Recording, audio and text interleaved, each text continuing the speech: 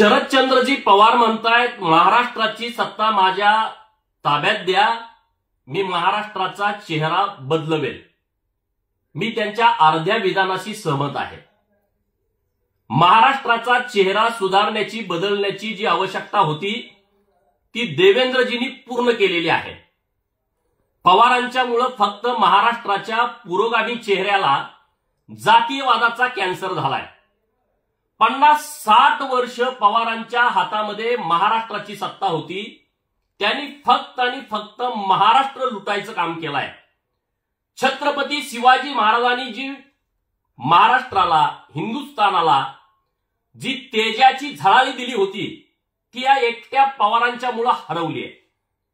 छत्रपती शिवरायांना अपेक्षित असलेला महाराष्ट्र जो 18 पगड जातींचा, 12 बलुतेदारांचा, तो 50 वर्ष फक्त पवारांनी स्वतःची प्रायव्हेट लिमिटेड कंपनी म्हणून चालवला।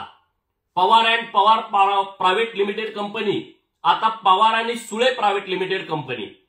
जाती जातीमध्ये वाद लावायचा, जाती जातीमध्ये झुंजवत ठेवायचं आणि प्रस्थापितांची घरं भरायची। आणि म्हणून याला कंटाळून महाराष्ट्रातल्या लोकांनी 2014ला परिवर्तन केलं।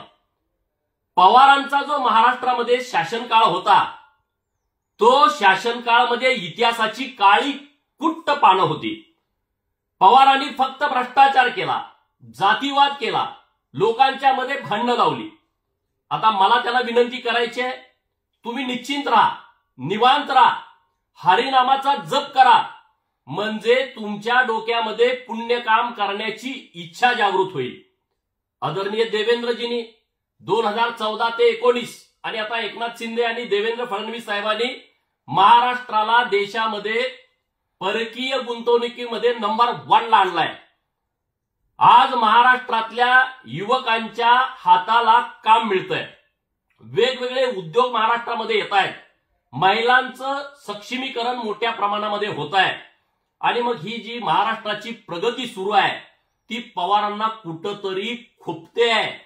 आज इतका आश्वासक चेहरा महाराष्ट्राला मिळाल्यानंतर तो बदलवून पवारांना महाराष्ट्रामध्ये जातीवाद निर्माण करायचा आहे का?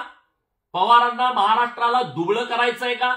पवारांना या महाराष्ट्रामध्ये जाती जातीमध्ये झुंजवून महाराष्ट्राची जी व्यवस्था आहे ती डिस्टर्ब करायची आहे का? दलित, ओबीसी यांच्यावरती नव्यानं वाद अन्याय करण्याचा अध्याय घालायचा आहे का? हा माझा सवाल माननीय शरदचंद्रजी पवारांना आहे।